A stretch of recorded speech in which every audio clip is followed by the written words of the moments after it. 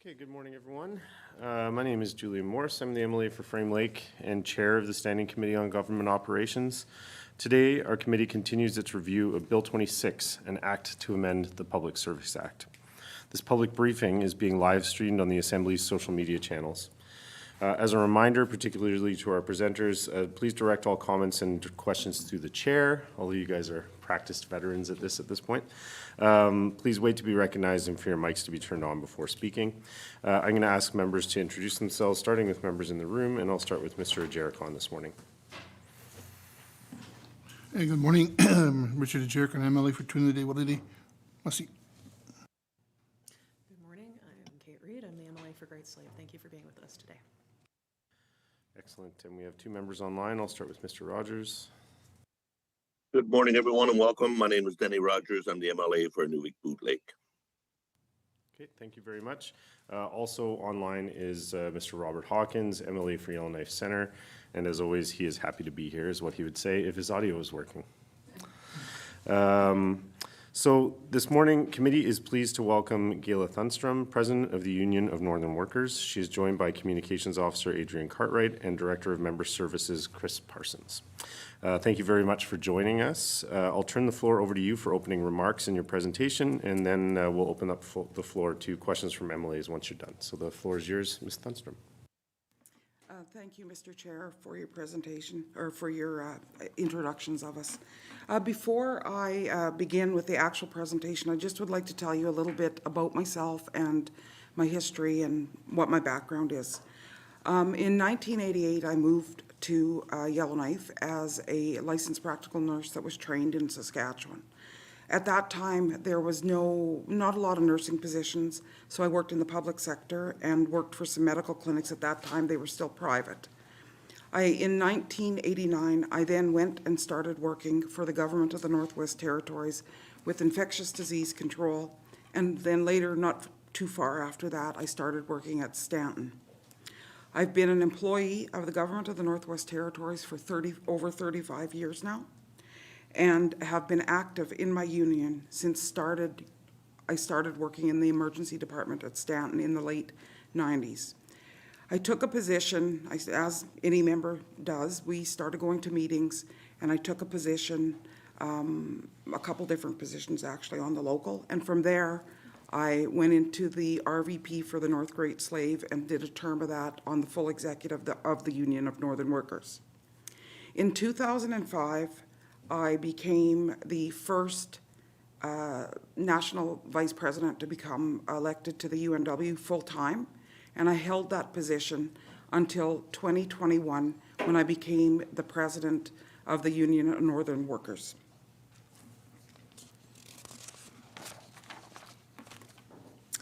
I'd first like to thank the committee for providing the UNW with the opportunity to present on Bill 26. I'm going to give you a little bit of a warning. It's lengthy, so I hope your seats are comfortable.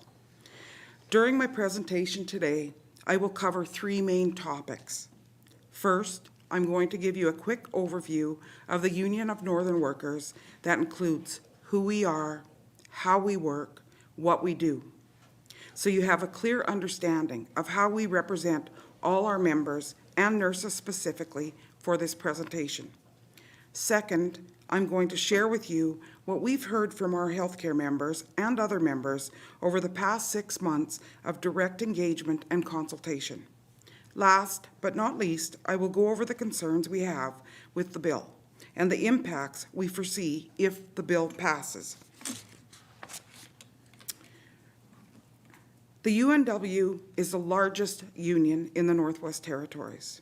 Our 7,000 plus members are employed at the Government of the Northwest Territories, the NWT Power Corporation, the Acadie Diamond Mine, municipal governments, housing authorities, NGOs, and more. The UNW is membership driven.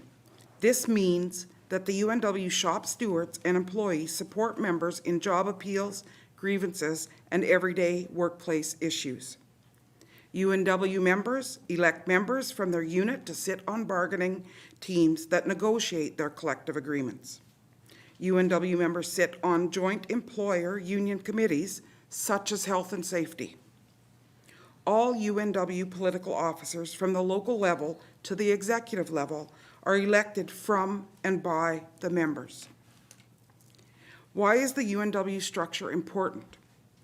Understanding how the UNW is structured helps you recognize all the levels of voice that the members have within their union and how members participate in the decision-making of the union.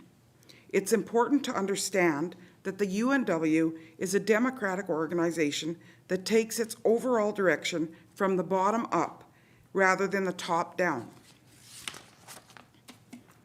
The UNW is a component of the Public Service Alliance of Canada, the PSAC, and is part of the PSAC North region.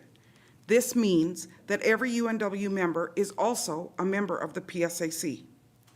The PSAC supports the UNW with things such as negotiations, organizing drives, lobbying governments, legal advice, and representation in arbitrations. In addition to UNW bylaws and regulations, the UNW follows the PSAC Constitution and regulations. The PSAC is led by a national board of directors that includes 7 regional executive vice presidents and 15 component presidents. Josie Ann Spirito is the regional executive vice president for the PSAC North region. As a component president, I sit on the national board of directors. So the UNW not only represents our members at the territorial level, but as a component, we have our own seat at the PSAC national table alongside the PSAC North, our EVP. This means our members have a strong voice, not just in the NWT, but at a national level as well. The PSAC national president is elected at the PSAC National Convention every 3 years. The PSAC Regional Executive Vice President is elected by the delegates to the PSAC North Convention every 3 years. Similarly, the UNW President is elected at the UNW Convention. UNW members participate in all 3 of these conventions as voting delegates and are also eligible to run for office. The officers in all 3 of these positions started out as regular members. Josie Ann Spirito and myself happen to be licensed practical nurses from 2 UNW locals. She is a member of Local 33, which represents a significant number of NTHSSA members, and I am a member of Local 11, which represents Stanton. So you can see that currently the 2 highest positions in the PSAC and UNW in the NWT are held by nurses. In fact, I am the 2nd nurse to hold the office of president. The first was a LPN from Hay River Health from 1999 to 2002. The UNW Triennial Convention is the supreme governing body of the UNW. Each local in the UNW sends delegates from their membership to attend convention. Delegates debate and vote on bylaws and regulations, union dues, budget, and many other things. They set the direction for the UNW over the next 3 years. Delegates also elect the UNW executive, which governs the UNW between conventions. The UNW full executive is made up of the president, the first vice president, second vice president, 7 regional vice presidents, and an equity vice president. The executive is structured to ensure members from all regions have a voice. RVPs are elected from and by the members of the locals in their respective regions. Each region is represented by an RVP, is made up of similar units called locals. All locals have at least 3 local executive officers, a president, vice president, and a secretary-treasurer. These local executives are elected from and by their local members to represent all UNW members within their local. All UNW executives at each level are elected from and by the members. Just to show you what that looks like, you can see our full executive listed here. It's there. Our executive members have been elected from a diversity of communities, departments, and backgrounds, But I do want to point out that if you take a look at this slide, that the NTHSSA currently has a strong majority of executive representation. UNW members are divided into 27 locals. Members have direct access to the union's decision-making processes through their local. Each local has an elected volunteer executive. Members are assigned to a local according to the bargaining unit to which they belong or the department and/or the community where they work. UNW locals are distributed across the 7 UNW regions. There is also a UNW Equity Vice President who is elected from and by the UNW Equity members to represent their interests on the executive. Equity members include members who self-identify as Indigenous, racially visible or racialized, a person with a disability, or as a member of the 2S LGBTQIPA+ community. All UNW members in good standing have the right to representation in the workplace, grievances, etc., benefits and rights in a collective agreement, union education, become a shop steward to represent union colleagues in the workplace, run for UNW leadership at all levels, vote for UNW leadership, provide input on bylaws and regulations, provide input for their collective agreements, run for positions on their unit's bargaining team, vote on whether or not to accept a negotiated collective agreement, vote on strike authorization, and give input and opinions on UNW direction and operation. I know there is a lot on this slide, but I think it's important for the context regarding this bill that the committee understands just how much of a voice and an opportunity for participation that regular UNW members have in the structure and the operation of the UNW. So types of unions in Canada. We have a closed shop union, which is membership is mandatory, and employers can only hire employees who are already members of the designated union. Most commonly, you see that in trades. Union shop. All employees must join the union within a certain period of time after they are hired. Agency shop, or the RAND formula, which uses the RAND formula. This is a type of union that the UNW and PSAC are. 40% or more of all unions in Canada are this type of union. Employer hires non-unionized workers even though a union is present, and employees can choose whether or not to join the union. UNW PSAC members, including GNWT employees, fall under this category. Those who choose not to become a UNW member, i.e. sign a union card, are called RANs. They are still represented by the union in grievances, duty to accommodate meetings with employer, etc., and they have all the benefits and rights of the collective agreement. They receive the same wage increases and all other negotiated benefits as the members in good standing. Employees who choose not to join the union still pay union dues because they benefit from union representation in things such as grievances and the rights and benefits of the negotiated collective agreement. This is based on an arbitrated decision from Judge Ivan Rand in 1946. There are links in the notes if anyone is interested in reading more about it. Just like the operation of the union, the bargaining process within the UNW is directed by the membership.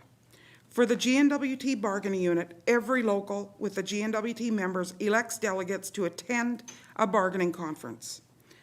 The union's bargaining team is elected from and by the delegates at the bargaining conference. Bargaining proposals are debated and prioritized by the delegates at the conference. The proposals are brought to the bargaining conference, are developed, discussed, and voted on at the local level first, from proposals that individual members have put forward.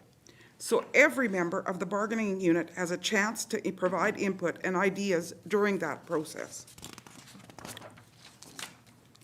I want to briefly bring your attention to two terms that are very important to distinguish when we're talking about Bill 26. Bargaining unit and bargaining agent are not interchangeable. The Canadian Industrial Relations Board defines them as follows. The union is the bargaining agent for the group of employees under one employer. The group of employees are the bargaining unit that is represented by the union. I will note that the GNW&T employees are not governed by the CIRB, but by the Public Service Act. I'm highlighting these definitions because the CIRB specifically refers to a bargaining agent as a union, whereas the Public Service Act does not link employees' association with a union. In relation to Bill 26, this inconsistency means that employees could come forward and call themselves an employees' association. That anyone could come forward and call themselves an employees' association. I can't speak to the original intent of the wording in the Public Service Act, but what it does do is recognize established and legislated unions as the bargaining agents for its employees. This wording is important because this bill opens the door to the possibility that a couple of individuals could randomly name themselves the NWT Nurses Employees Association, and they would act in the same capacity as the UNW and the NWTTA. It also doesn't prevent other groups or individuals from springing up claiming to be an employees association that represents nurses. It could potentially become a bit of a free-for-all. So now that you have a bit more insight into how the UNW is structured and how our members are represented, I'd like to turn to what we've been hearing from our members regarding Bill 26. The UNW has been engaging with our members in a variety of ways over the past several months. The UNW conducted a survey of healthcare members in March and April of 2025 on their issues and concerns. All participants were confirmed active UNW members in good standing in the healthcare field. UNW leadership has conducted dozens of meetings with general membership as well as dedicated healthcare member meetings for the last 4 months. UNW leadership and staff have been recording individual member feedback as it is received. I have personally received many phone calls and emails as well as in-person conversations when I'm out and about in the communities that I'm in, from members asking questions and voicing concerns about this bill. I'm going to share with you an overview of the survey results and early meeting feedback. Normally, this would not be shared with anyone outside our membership, as it is internal union business, members' business. I also want to add that membership meetings have been continuing throughout the summer, so the feedback is still ongoing. So far, what we've heard, the most common concerns we've been hearing about in healthcare are issues with senior managers and the workplace management culture in healthcare, lack of supports, including training, retention efforts, and education, concerns over health and safety relating to burnout, understaffing, patient ratios, and lack of resources. I'm sure these all sound very familiar, and they should. These issues are not new. None of these issues are directly addressed by Bill 26. These are employer issues. And in my time at UNW, almost 20 years now, these are issues the employer has consistently refused to address. Issues that can be addressed through bargaining, such as patient ratios, have been outright rejected by the employer. I have been told it will never happen. Calls to MLAs and ministers to address the leadership issues, especially at Stanton, have been ignored. This bill won't change any of that, and it fails to address the root cause of most of the issues our members are experiencing in healthcare. One of the most common and most concerning themes we're encountered in our member engagement is that most of the members we've spoken to don't actually know what Bill 26 is about and what it actually means. Some healthcare members out in the regions weren't even aware of it. Some weren't aware that this was changing legislation. Members have asked us who would organize and administer any vote on separating from the UNW, and what oversight would there be. This bill does not answer or clarify any of these issues. Another common theme we experience is that there is no clear consensus amongst UNW nurses on what direction they want to take. Some want a separate collective agreement for nurses, but to stay with the UNW. Some want to separate completely from the UNW. Some are fine with the status quo and appreciate having collective power of the entire GNWT bargaining unit behind them. This bill is being sold as something that the majority of nurses are asking for. But based on our direct engagement with our members, that simply isn't true. I would love to tell you what the majority of nurses want, but we honestly can't. Based on the responses we've received, there isn't even a clear front runner on these opinions. But I can tell you that we are also hearing concerns that this whole process is creating division amongst the members. Members who don't agree are feeling shut out and that their voices are not being accurately represented by the MLA putting this bill forward. Members feel afraid to speak out against their coworkers because of how it will affect workplace relationships and morale. Members in other healthcare professions feel undervalued and that this bill will create a two-tiered value system for healthcare workers. It will also isolate nurses who are in other settings that must maintain their licenses for employment. For example, UNW Local 28, which represents the Worker Safety Compensation Committee, has identified members in their offices who would be completely isolated by this bill, as they would be pulled out of that local and bargaining unit and separated from their coworkers. Some of the most vocal members we've heard from are those at HRHSSA, which has its own healthcare bargaining unit separate from the GNWT. Those are our Hay River members. They are a living, breathing example how difficult it is to be a small healthcare specific bargaining unit in the NWT. Being a small healthcare-only unit puts them in a position where if they were to choose strike action, over 80% have actually been deemed essential, and their power to fundamental right to strike seriously was diminished. These workers have actually been fighting to be brought into the GNWT bargaining unit rather than they separate from it. This bill tells HRHSSA members that if they finally succeed in being brought into the GNWT bargaining unit, all their work would be for nothing, as they would be instantly separated once again. A couple of members in HRHSSA actually told us at one of our meetings that they feel like this is union busting. In addition to the UNW conducting member engagement, the College and Association of Nurses of the NWT and Nunavut conducted a survey of its membership earlier this year. I would like to address this survey because the union had some serious concerns brought to us about how it was conducted. First, the survey was accessible to the public, so anyone could fill it out. There was no authentication required to participate unlike the UNW engagement, and individuals could complete the survey as many times as they liked. We heard from a few people who claimed they had filled it out and submitted it multiple times on multiple devices and had seen others do the same. It should also be pointed out that CAN represents nurses in Nunavut as well, and responses from those members are likely included in the totals being presented as NWT participants. CAN acknowledges the limitations of their survey, a point which has been glossed over in the media and by the member presenting the bill.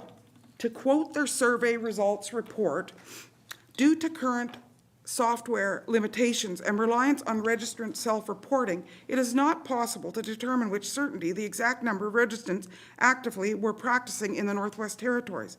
That was found on top of page 4 of their survey. At the bottom of page 4, it states, "It is important to note that the survey was publicly accessible, and a significant portion of CAN registrants have addresses located outside the Northwest Territories. As a result, the confidence level and margin of error associated with the data are uncertain, introducing the potential for bias or inaccuracy in the findings." Some of the content and questions in the survey were leading, did not provide context, and were sometimes confusing. For example, question 4 of the survey says, "Dual mandate. CAN is both the licensing body and the professional association. These functions have been separated in other parts of Canada to better fulfill their unique mandates. Would you support the creation of a dedicated association focused solely on nursing advocacy, advancement, and bargaining? The mention of bargaining implies that CAN would create a dedicated association, aka like a union. Some UNW members asked the UNW if that is the intent, but CAN has previously said in the media that they were not interested in becoming a bargaining agent. Then, at their presentation yesterday, they implied that they were interested in becoming the bargaining agent. There's been a lot of flip-flopping from them, which has created a lot of confusion and uncertainty about the role they plan to take should this bill pass. Hypothetically, if CAN was trying to become a bargaining agent, there are a few problems with that. First off, they would be carrying out a practice called raiding, which is when one union raids members from another. This is very strongly opposed in the labor movement and in unions in general. For example, the Canadian Labour Congress has a strict no raiding policy. Second, as an organization, CAN is responsible for investigating and disciplining nurses, which would be our members, if necessary. It would be highly inappropriate for a regulatory association to also represent the same nurses that they are potentially disciplining. Even if they are two separate bodies, the proposal for the regulatory organization to fund the representation organization presents a huge conflict of interest. In our research, the UNW has not been able to identify any jurisdictions where the regulatory body and the professional association are linked. The last point I'd like to make about CAN was that during the presentation yesterday, they suggested that a new association could be funded by the licensing fees that CAN collects from all the nurses. The licensing fees that the GNWT nurses pay to CAN are currently reimbursed back to the nurses by the GNWT. So this means that the GNWT would essentially be funding the professional organization / union.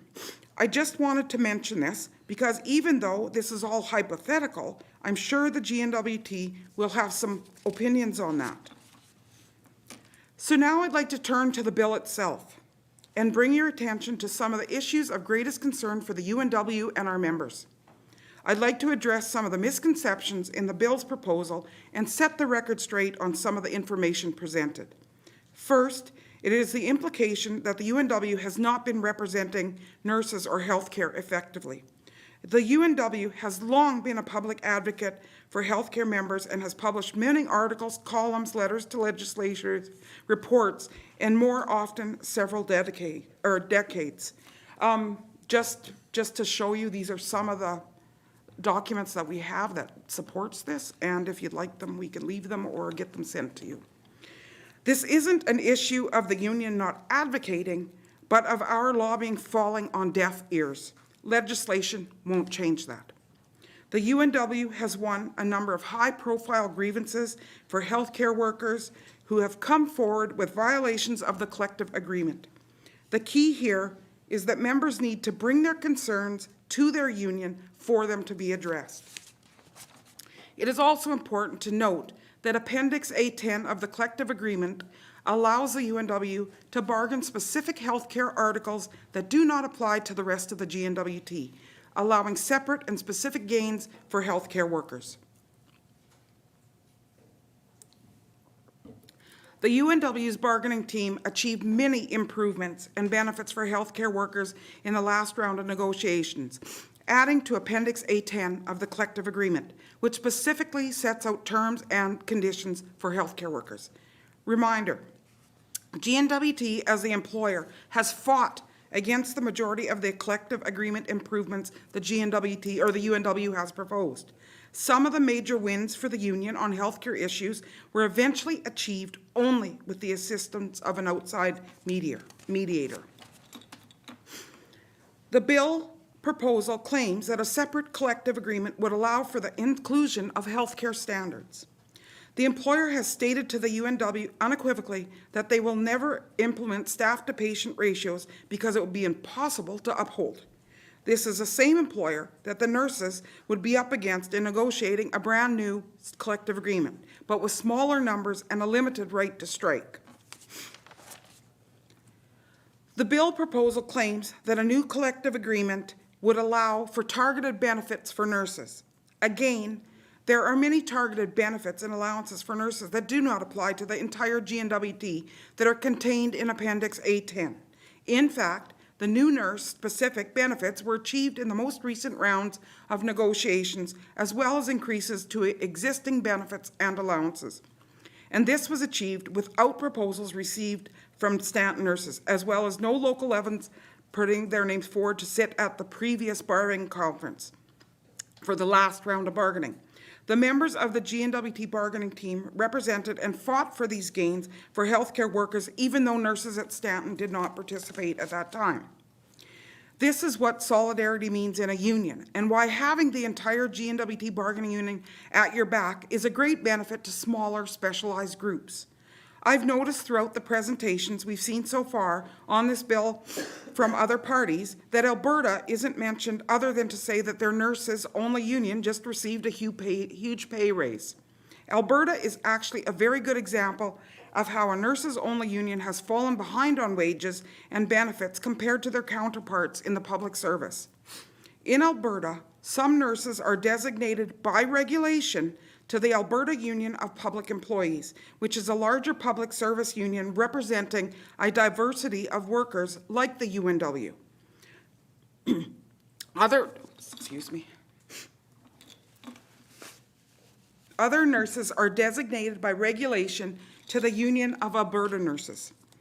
The recent pay raise being touted by advocates for this bill is in fact, a catch-up to the nurses who are represented by the larger AUPE union. UNA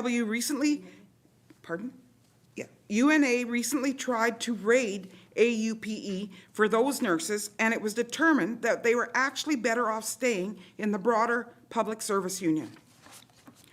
The bill proposal also brings up interest-based negotiations. Interest-based negotiations are a whole separate conversation and a little off to the side in this conversation.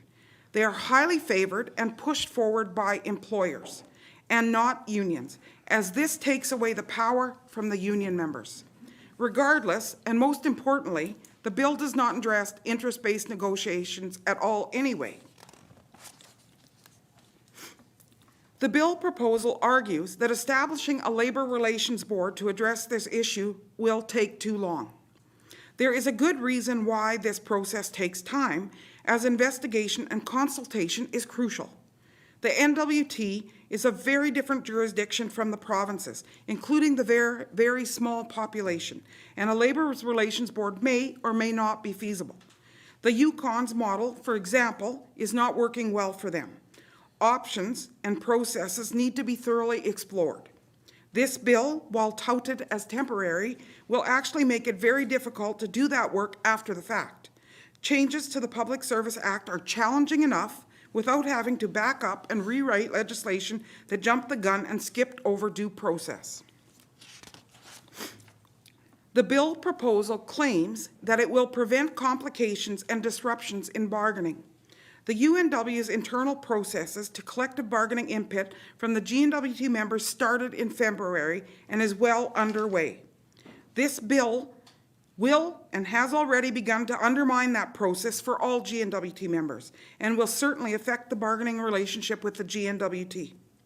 The timing of the bill would have it come into force just as the union and the employer enter into negotiations, creating confusion and chaos in the bargaining process.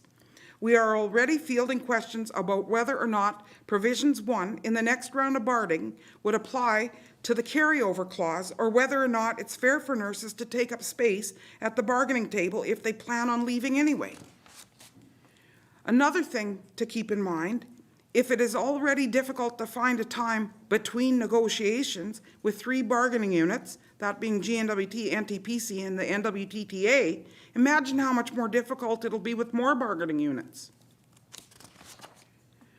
Some claims in the bill's proposal make no sense. A level playing field and a greater mobility is already possible and has been happening for years. Scheduling and assignments are management decisions, not outlined in the collective agreement, so this issue will not be addressed through this bill. And again, this is definitely not coming from all nurses. There are very mixed reviews and no clear front runner. This bill is dividing NWT nurses rather than uniting them. The bill proposal mentions the amalgamation of HRHSSA and NTHSSA, but it appears that the author of the bill has not thoroughly considered how the bill could disrupt and interfere with the work that has already been done. At best, it is confusing for HRHSSA members who have fought for years to be included in the GNWT public service, not broken up into a new group. It may leave HRHSSA nurses in limbo and with a two-tiered system during a crossover stage. The proposal claims this bill is an interim measure. Language matters. It does not say it is interim anywhere in the bill. It is dangerous to leave legislation incomplete under the assumption that future legislators will remember or correctly interpret the original intent of the bill. Regardless, it complicates any future amendments that may or may not be able to undo any significant changes resulting from this bill. The proposal claims that this is the only feasible path forward. It's not. It is a proposed Band-Aid crossed with a magic pill that has not been researched fully, considered or addressed any implications, nor been broadly consulted on. In fact, the bill has the potential to send nurses into a legal and representational limbo that could take years to resolve. There are many questions that may have not been considered or addressed regarding how the bill would be implemented. Further, we believe this bill would not withstand the first court challenge brought against it, which would create even more chaos and uncertainty for nurses in the NWT. There has been a lot of discussion about whether or not the Public Service Act violates charter rights. To be clear, the current act is not unconstitutional, and this can be shown through many instances of Canadian case law. In fact, a basic Google search will bring up recent examples of cases where legislating a public service bargaining unit has been upheld in the courts. No legislation is identical, but there are other jurisdictions in Canada with similar legislation. This argument should not be relied upon to justify amending the Act through this bill. Regardless, it will be discussed extensively between the GNWT and the UNW in further Public Service Act amendments. One more thing I'd like to talk about regarding our concerns with this bill. Contrary to what the bill's preamble claims, it actually undermines nurses and leaves them vulnerable. Bill 26 makes mention of the current collective agreement as a bridging agreement. It is not clear who would enforce that collective agreement while new nurses' collective agreement is being negotiated, as the UNW would no longer be the employee association that represents those members after the Supreme Court would certify a new employee association. The employer is under no obligation to start negotiations with the current collective agreement as the baseline. Nurses could potentially have to start from scratch. Another vulnerability that there would be is that the employer has demonstrated in the past and in most recent negotiations that they want no restrictions on the use of agency healthcare nurses, not just nurses, and wanted to remove existing benefits such as third weekends. New collective agreement negotiations allows the employer to refuse to entertain these issues at the table. Arbitrated wins may no longer apply to nurses with a new collective agreement and all new language. This is because the arbitration wins under the current collective agreement are with the Union of Northern Workers, not with whoever succeeds us. The employer could introduce new language in a new CA that nullifies the wins. For example, recent grievance arbitration wins from the UNW that would be employer targets, the employer is now prevented from capping loo banks. Nurse practitioners are entitled to responsibility allowance when acting as a team default in the absence of a physician. Those are just two of the wins. The UNW has been looking at the structure of our regions and locals, and we're putting together proposals to restructure healthcare workers within the locals. Data and proposals had been put together. Discussion was starting with our locals for their input. This bill has derailed that work. Unfortunately, because we don't know where Bill 26 is going to end up and how it may or may not change our membership, this work has to be put aside until there is more certainty. During the last collective bargaining, the biggest issues left on the table were healthcare related. Some of the very same issues are being discussed now in a way that will not fix the problems. We were forced to go to mediation because of the GNWT's unwillingness to meaningfully address the healthcare needs. If MLAs want to use their positions to improve the working conditions of the nurses, they should focus on pressuring the GNWT to bargain these issues, not make unilateral decisions through legislation about how unions organize. In summary, the UNW cannot support this bill for a number of reasons. There are too many holes and too much missing information in the bill. It doesn't lay out important legal processes, oversight, or use language that reflects standard labor law. There do not appear to be any jurisdictional scans or comparisons for a certification process included in the research for this bill. This is a bill constructed from opinions and hearsay, not research and facts. The process is being treated in a very cavalier way. There was no consultation with the UNW or PSAC in the lead up to the bill or any experts in labor law, and the potential legal consequences of this bill have been brushed aside and minimalized. Reading the legislative proposal alongside the actual bill is like reading two different documents. The rationale for the bill is simply not addressed by the bill itself. This bill will tie up nurses in an unclear and uncertain legal process. Whether it's the time and energy required for canvassing and voting, the court's process to certify, and the subsequent collective bargaining, this could take years. Nurses will be forced to spend an enormous amount of energy and resources, including money, that would come basically directly out of their pockets, just in organizing alone. Energy that should be spent fighting for changes that can and should happen without the need of legislation change. The bill has been deliberately bypassed and disregarded the practice of consultation and engagement with the subjects of the bill. In contrast, the GNWT has engaged the UNW in discussion regarding the Public Service Act modernization for a number of years now. A lot of work has been done. Although it is a respectful practice that we have appreciated from the GNWT, there is no explicit requirement for the GNWT to engage in these conversations with UNW in those preliminary discussions. But engagement with the primary stakeholders and partners builds and maintains good working relationships. It makes changes to legislation easier once it gets to the Legislative Assembly because it already has at least some support from those partners. At no point is the lead up to this bill was the union approached or consulted. When you break down the issues we've heard from members, this bill won't fix them.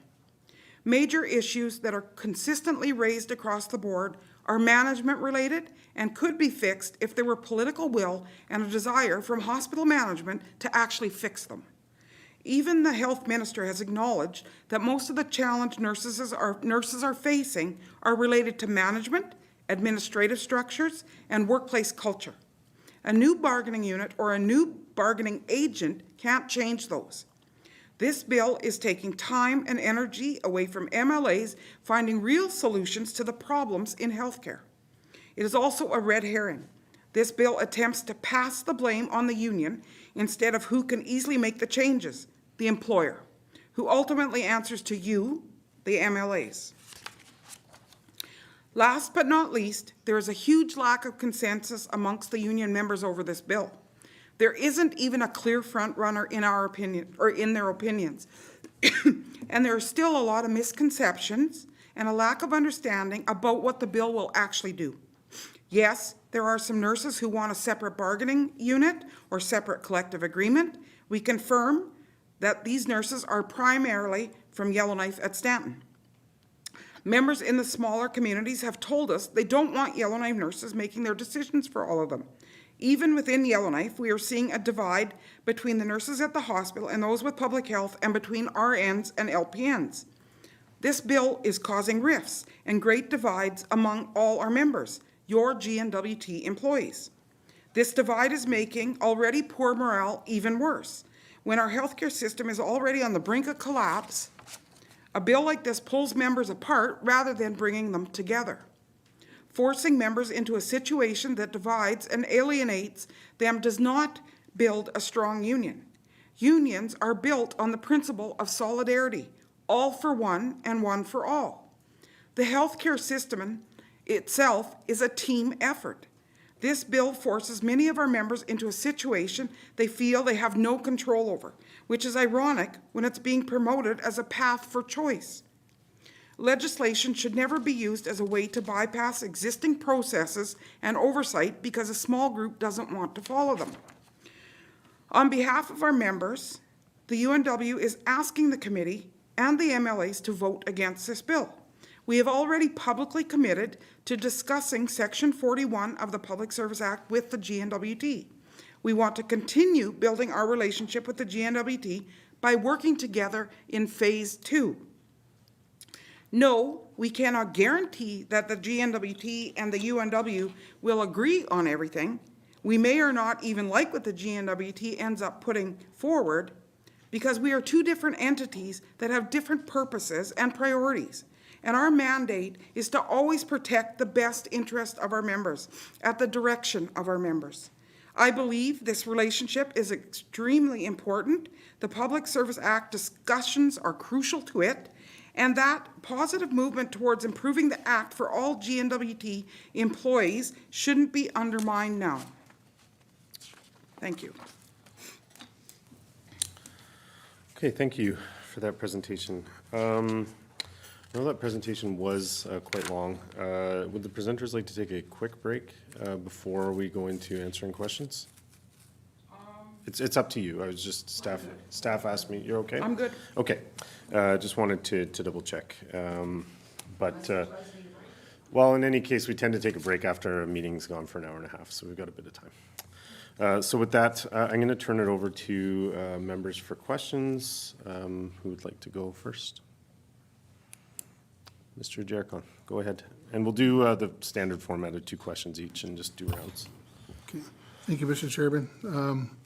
I just want to say thank you for your presentation. It was very informative, and I really appreciate the work that you guys done.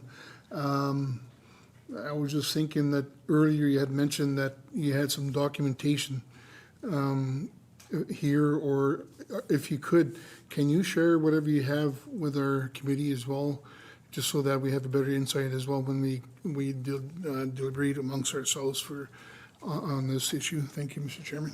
Yes, absolutely. Ms. Thunstrom, if you could just Ms. Thunstrom, go ahead. Chair. Yeah, go ahead.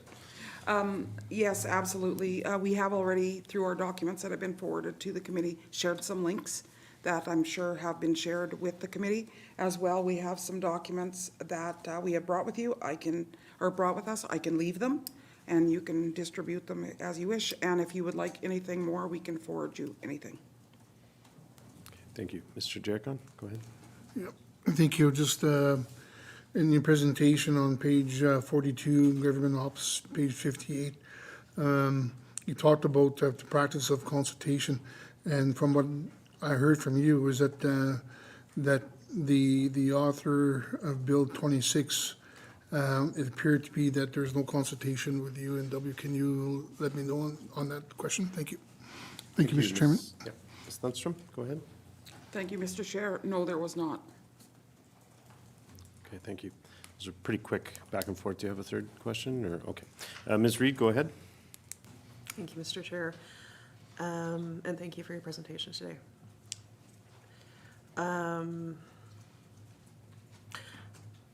I do appreciate that you shared things in your presentation that you would not normally share with the public.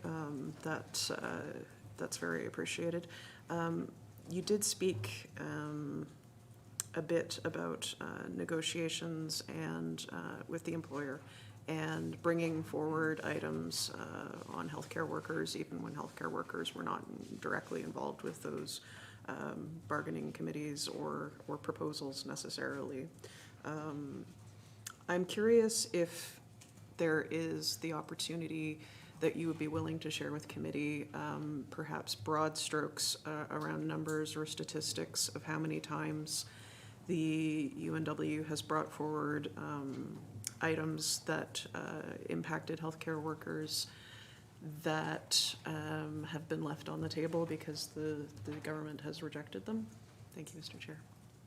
Thank you. Ms. Thunstrom? Thank you, Mr. Chair. I can't even tell you the amount of times, like, I wouldn't be able to put a number to it. I've sat at bargaining I've been on bargaining teams many, many times, and we always have healthcare stuff that has been brought forward over the 20-plus years, actually over 20, that I've been on these bargaining teams. And as we all know, bargaining, you know, at some points we lose things, but we always have bargaining proposals that come from healthcare. In the last round of bargaining, we did not get any from, I'll use Local 11 as the example. We did not get any, but one of our executive at the time worked with some folks and with our Director of Membership Services, and we submitted some proposals that were based on issues that we had been hearing were concerns. Thank you. Ms. Reid? Yeah, thank you. And I recognize you might not have those numbers today, but if there is anything indeed that you could share with us, that would be probably helpful for our deliberations as well.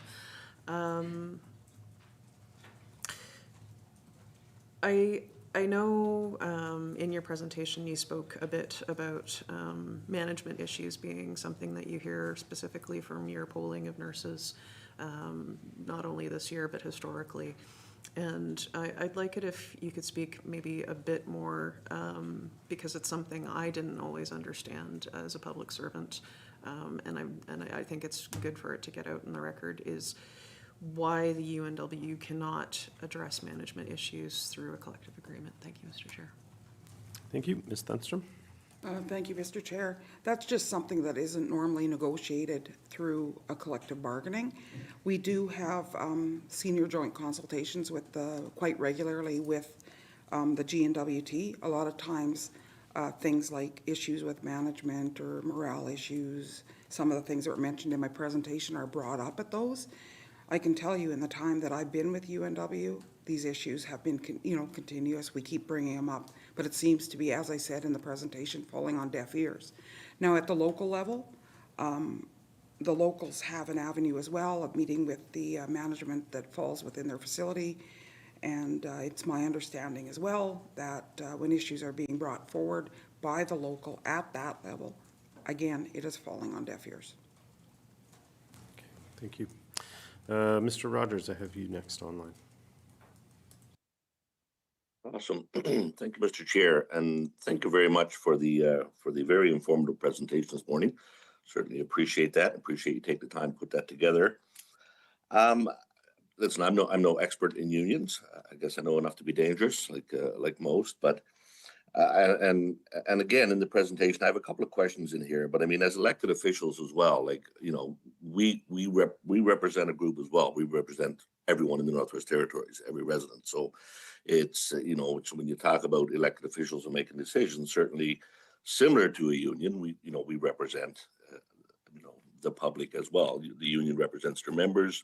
We represent every citizen that we have. And again, some of these questions may be a little, maybe easy answers, but I'm just thinking and looking through some of the information we've gotten this morning. What if someone could argue, I guess, that a smaller bargaining unit for nurses would likely could have more success, given that I guess their bargaining wouldn't be tied to concessions with other professionals within the collective, and maybe easier to get that, because as you know, we are, across the country, not just our jurisdiction, we are struggling to attract healthcare professionals. As I said, many jurisdictions are, and part of those is nurses as well. So maybe if you can kind of speak to that argument that a smaller bargaining unit may be more effective for nurses and give us the ability to retain. Thank you. Thank you. Ms. Thunstrom, go ahead.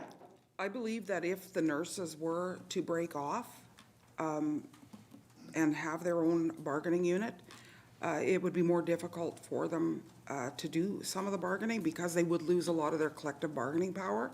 The majority of them would be deemed essential, and that would put less people out on the picket line, you know, being there. So I think that would cause some problems as well. I think there's always strength in solidarity, and they would be basically, you know, out there by themselves and not having other groups standing behind them. And it would decrease their collective bargaining power. Okay, thank you. Mr. Rogers? Out of your 7,000 members, do you have, again, if you don't have this in front of you, that's fine, but how many of those are nurses or in the nurse profession? Sorry, Ms. Thunstrom, go ahead. Sorry, I'm very quick. Mr. Chair, it's approximately 550 that would fall under this bill. Okay, thank you. Mr. Rogers, that was a pretty quick back and forth. Would you like a third? Sure, thank you, Mr. Chair. Sure, just a follow-up. So out of those 550, what percentage of those are in Yellowknife? Thank you. He asked, out of the 550, how many of those are in Yellowknife? I don't know the exact numbers on that, but I can get back to the committee with those numbers. We'll have staff take that down as a commitment to get back to us. Okay. Mr. Hawkins, I haven't seen you raise a hand, but I do want to give you an opportunity in round one if you have any questions. Are you able to get through to us? Can you hear me, Mr. Chairman? Yes, I can. Go ahead, if you have questions. Excellent. Yeah, not a problem. I guess, first of all, how do you see, well, thank you for the presentation. I appreciate the detail and certainly the length of detail that was put into it. I don't view this as this was an easy undertaking, and I think people need to appreciate how much work has actually gone into take this on, this undertaking. So I want to acknowledge that because, I mean, this would have been, I wouldn't say tens of hours. I wouldn't say necessarily underrate it by saying hundreds of hours, but I mean, a lot of work went into this clearly.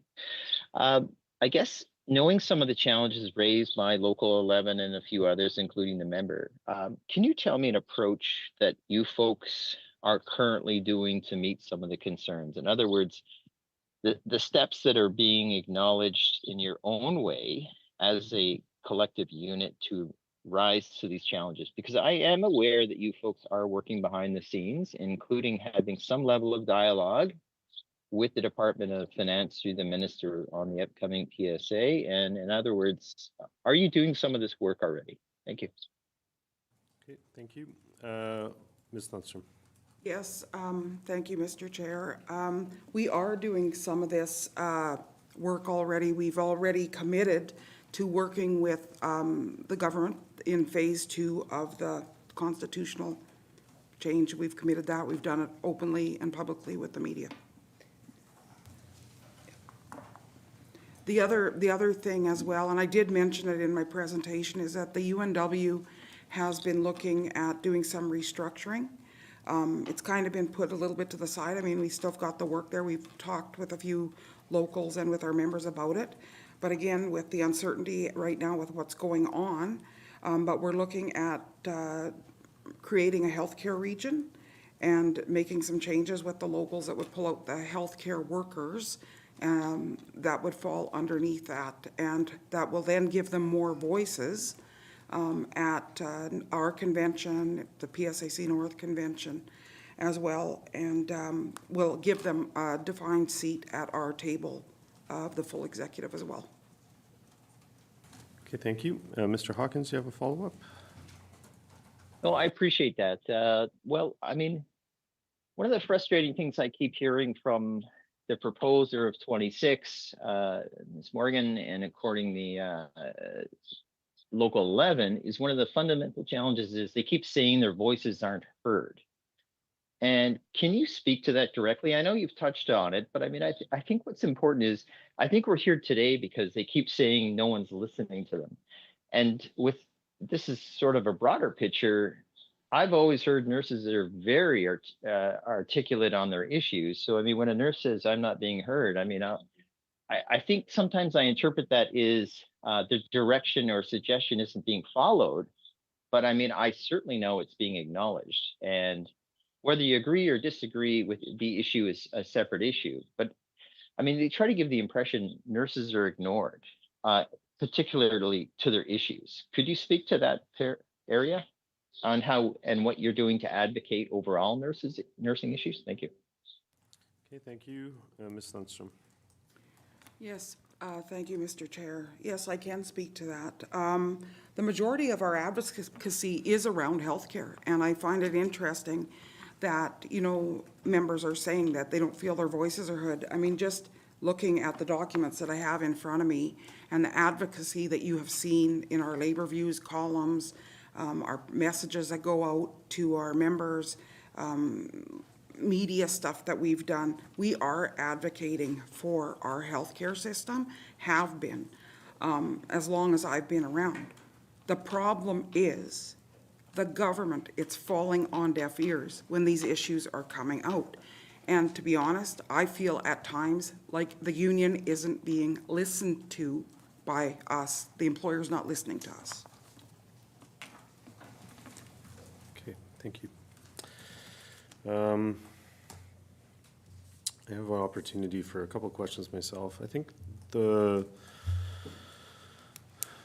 what I'm trying to understand probably the most here is the difference between what would be achievable under a separate bargaining unit and what is currently in place, and perhaps maybe even what is being worked on your end. My understanding from talking to nurses is that one of the biggest difficulty with not having a separate bargaining unit, and when they look at bargaining units down south that are strictly for nurses, is that it allows them the flexibility to treat the healthcare profession differently than other professions because it's unique. So I was wondering if you could speak to that problem and how that could be addressed. I mean, we have a proposal that you're presenting on today for addressing that problem that you are clearly in disagreement with. So I think the difficulty is if we, let's say we don't go forward with this bill, then what options do nurses have for addressing that fundamental problem that they are lumped in with a group of other workers whose profession is significantly different from their own? Can you help us better understand that problem? Thank you, Mr. Chair. I'm going to defer that question to my Director of Membership Services. Morning, Mr. Chair. So likewise, it is very much what we're hearing, that the individuals bringing forth this proposal believe that having a smaller unit will mean that the GNPT is willing to allot more money to them to address certain benefits and things like that. They've compared this to southern jurisdictions. Likewise, we have done our review of southern jurisdictions, and we're not coming to the same conclusion. We look at typically our closest neighbors in Alberta. Two of the larger unions that represent nurses are the UNA, the United Nurses Alberta, as well as the Alberta Union of Provincial Employees. As some rough numbers, over a period of 23 years, AUPE has made advancements over UNA by around 30% in wage increases alone. As Gayla had mentioned in her presentation, you know, this recent 20% increase to their wages that everyone is, you know, kind of tied to right now was a catch-up to the public service nurses getting further ahead than the UNA specific nurses union. So we do not see the same comparatives. We haven't seen any evidence come forth to suggest that a smaller bargaining unit would succeed beyond a bigger bargaining unit. I mean, across Canada, all evidence would suggest otherwise. I trust that answers your question, Mr. Chair. Thank you. It answers it in the sense of speaking about wages, but I think that some of the issues that I've been hearing are not necessarily just wage related. They're related to the unique way the position is handled through shift work, and whether there could be different treatments for nurses and how their shift work works. I wish I was being a bit more specific here, but it's not just wages. It's the unique challenges in the profession, different things that nurses are facing. I think it would be unfair to characterize this as just about money. I think the concerns I've been hearing are quite widespread. We've been talking about, you've mentioned management concerns.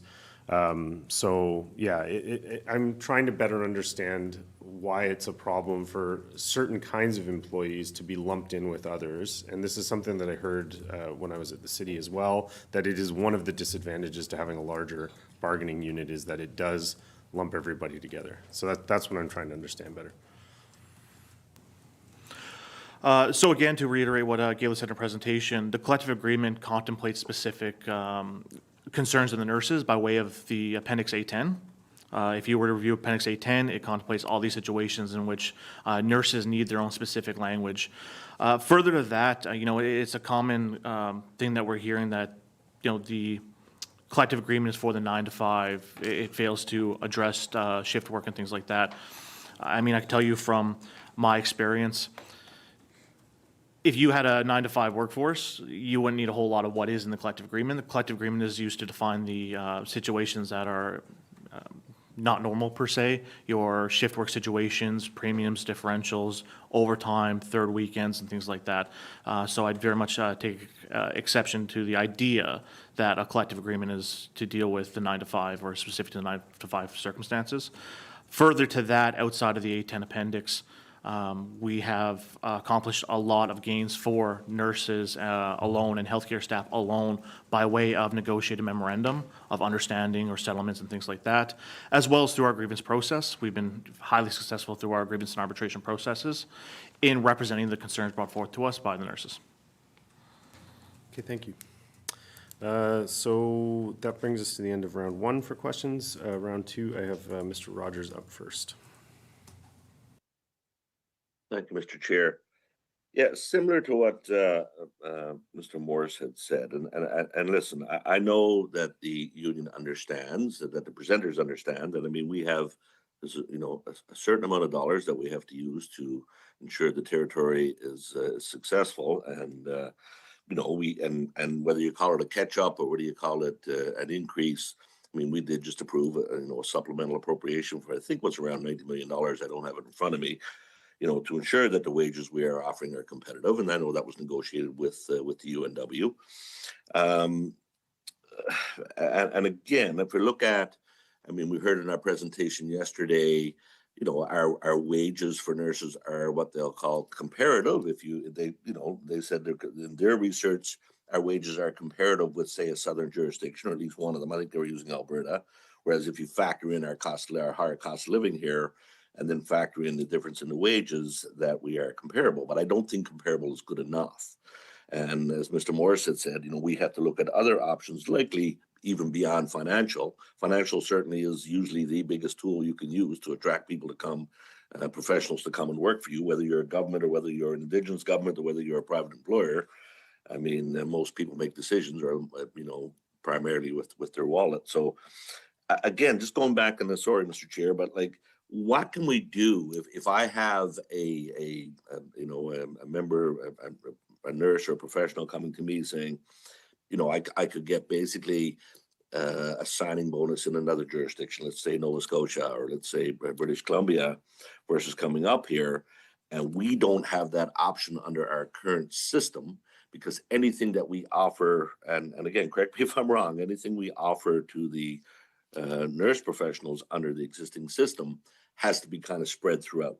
And again, it's where I got back to earlier about if they had a smaller collective bargaining unit, concessions wouldn't have to be made based on their concessions with other throughout other professions, within the union.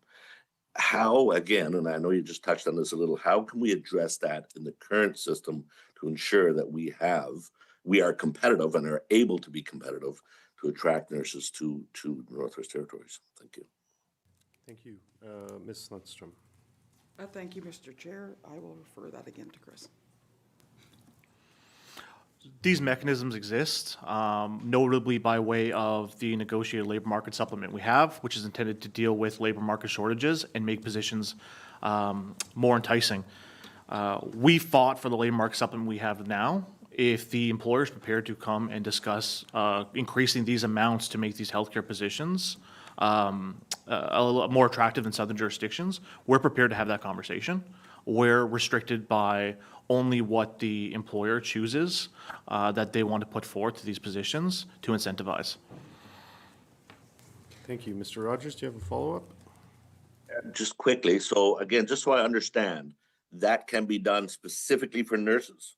Or does it, once that door is open, so to speak, is it across the board? Thank you. Ms. Thunstrom? Chris? Yes, initially the language was introduced specifically for nurses during the labor market shortage. It has since expanded to include some other healthcare positions, though the language puts a positive onus on the employer to approach the union where they are having issues with labor market shortages to incentivize positions. So in short, yes, a labor market supplement could be negotiated in addition to what already exists for the purpose of making these positions more enticing. Thank you. Any other questions for round two? Mr. Rogers, it does look like, do you have a third follow-up? Just, yeah, again, sorry, thank you, Mr. Chair. And again, just clarification, so then, I guess what I'm hearing then is the union then would be, would be okay with just negotiating for nurses on that, on the labor market supplement, versus, okay, if you want to bring that forward, it has to be throughout several different professions. Thank you. Mr. Parsons? Yes, Mr. Chair, that is correct. The language is for specific positions. The language of the LMS was not to be a catch-all that if one group received this, everyone would. It was to address particular labor market shortages for specific positions. If the employer is prepared to do so and they need to discuss, again, incentivizing ways to get nurses in the north, that MOU was negotiated specifically for that purpose and exists currently within the collective agreement. Okay, thank you. Do I have further questions from committee for round two? Mr. Jericon, go ahead.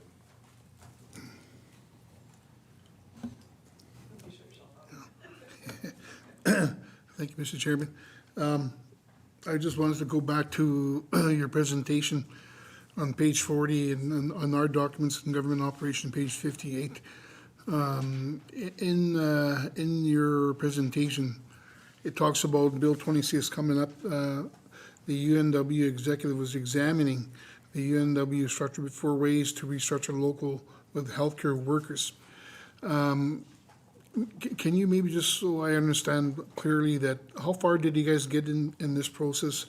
And now that this bill's brought forward, everything's sort of put on hold. If this bill wasn't brought forward, would those issues that have been brought up in Bill 26 would have been addressed in this process? Thank you. Thank you. Over to Ms. Thunstrom. Thank you, Mr. Chair.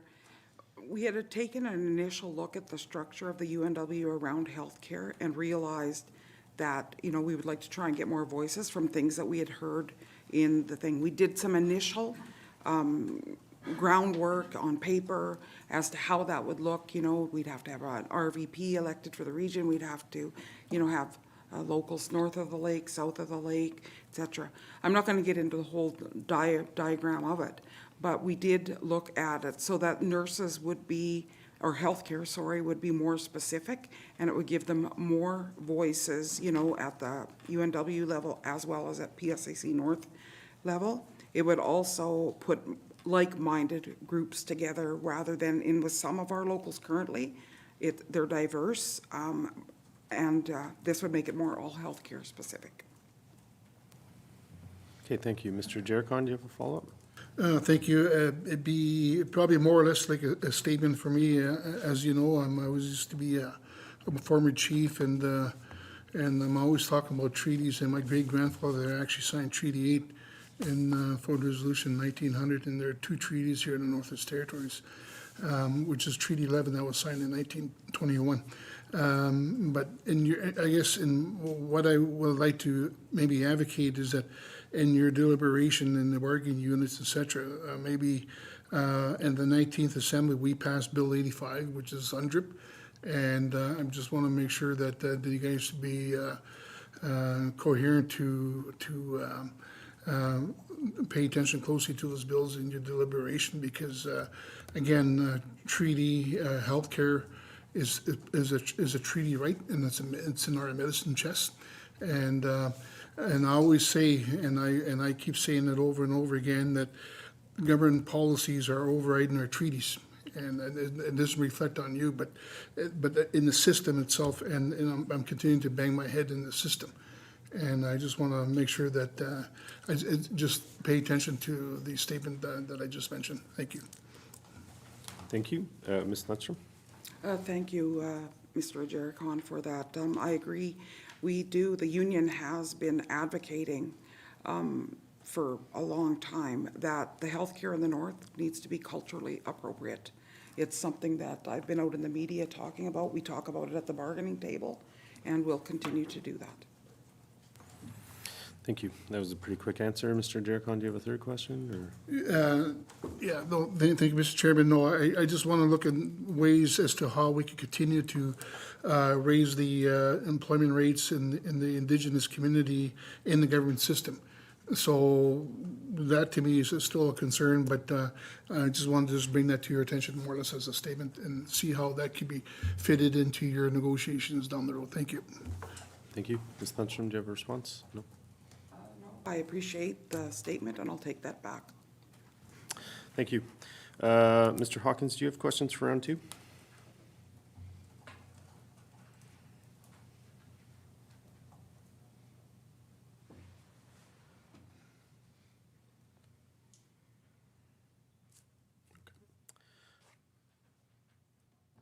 And, okay, sorry, we've lost him completely.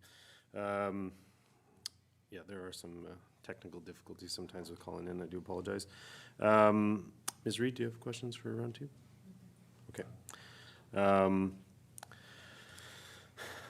I mean, another question I want to put to you is something that I heard from nurses when speaking to them as this was coming forward, before it was even proposed, is they had been coming to the union in various different ways, and I've heard of people who have been coming to the union for a long time, people who are new to the NWT who have been speaking to the union and met a lot of resistance within the union structure for the kind of changes that they were asking for, discussion of a separated bargaining unit like most nurses have down south.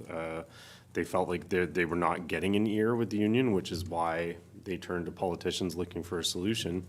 It sounds to me like there's openness to having conversations with them, but that is very different from what I was hearing from them at the time. So just curious to know, well, maybe you could just speak to that. Thank you, Mr. Chair. My door is always open. The union's door is always open.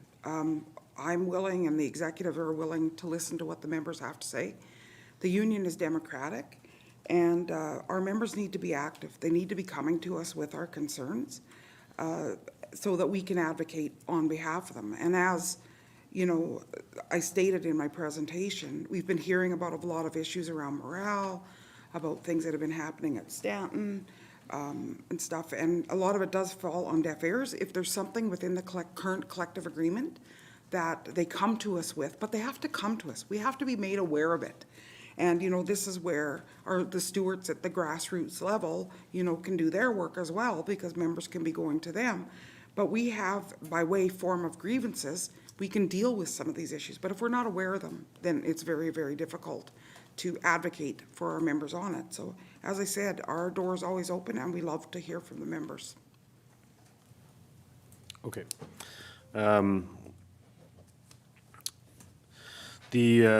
I wanted to get to one of the answers that you gave. You noted that you're open to discussing Section 41. I think there's been some public commentary that discussion is, you know, GNWT is committed to it publicly. I think you guys have been committed to it publicly.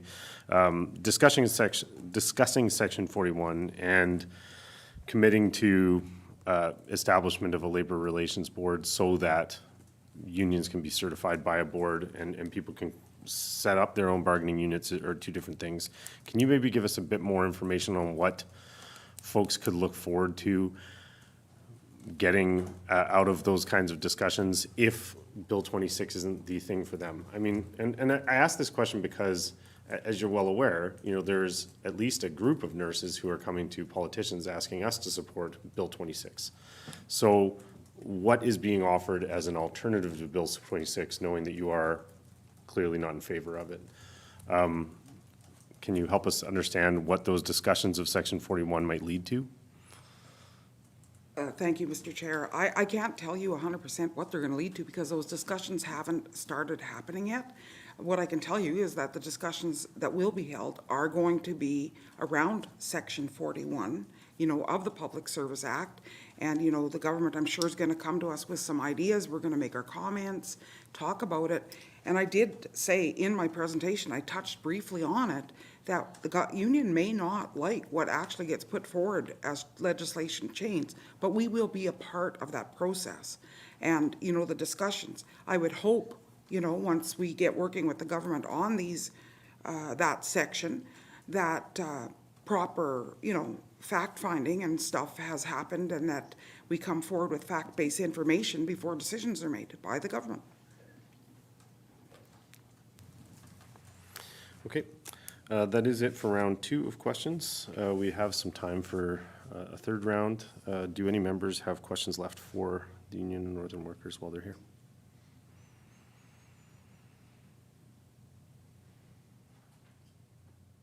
Just giving folks online a chance here.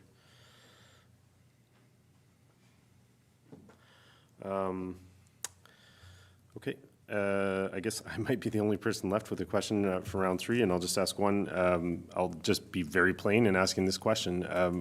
Is the Union and Northern Workers, if legislation came forward out of the process that you're describing in discussing this Section 41, I mean, is the union in favor of the potential for establishing a labor relations board that would allow for establishment of a separate bargaining unit or separate bargaining units? And that is, I want to say, I'm not asking whether you're in favor of a separate bargaining unit. I think that question goes to the people voting on it. What I'm asking is, are you in favor of that change happening in legislation to bring us more in line with Southern and every other jurisdiction aside from NWT and Nunavut? Thank you. Oh, my milk cake, sorry. Thank you. Well, our organization, as I've said before, is member-driven. And once these meetings start to happen around Section 41, we'll need to have engagement with our members and see what they're, what's supporting and wanting. So I think right now, and working with the PSAC as well, I think right now it's a very difficult question to give an answer because we really don't know what we're exactly looking at this point in time. Fair enough. Okay, thank you. Oh, sorry, Mr. Parsons, yes, go ahead. I can expand on that a bit. I will say the UNW now works with labor boards. Several of our locals, our employers, fall under the Canadian Industrial Relations Board, which has been a huge asset to unions.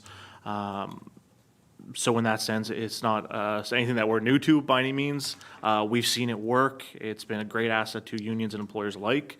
So I don't think at this point we're prepared to say that would be for or against anything, though we have seen complications in the Yukon, which we would hope that legislators here would consider when putting forth any kind of language around that to avoid similar circumstances.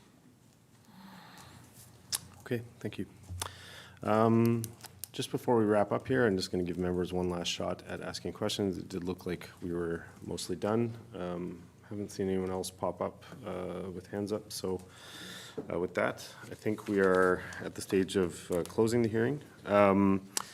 So Ms. Thunstrom, I will give you the opportunity for any closing marks, final thoughts, if you have any. So the floor is yours. Thank you, Mr. Chair. I just would like to thank the committee for the opportunity to speak on Bill 26. And if you have any more questions or would like any more documents or information for us, please reach out to us and we can provide those. I would also like to wish you all a very happy Labor Day. Have a great weekend. Okay. Thank you very much. Oh, I think that was a wave, Mr. Rogers, not a last question. Okay. Okay. So thank you very much on behalf of committee for appearing before committee today. That brings the public portion of this briefing to a close. Colleagues, I'm going to ask that you come back for the in-camera portion of the briefing where we can debrief, but we will take a break. So we'll come back at 10 after 11, and that concludes the public portion of the briefing today. So thank you for everyone that was tuning in today.